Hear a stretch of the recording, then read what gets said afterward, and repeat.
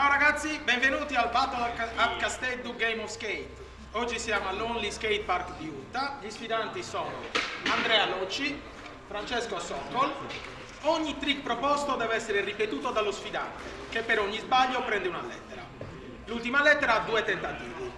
Non valgono grab, boneless e no conti. So che sono tornati tanto di moda, ma non valgono ragazzi. I trick devono essere poppati possibilmente. I punti sono assegnati dal nostro arbitro. Prego, arbitro. Paperi, ferro su ferro. Sokol.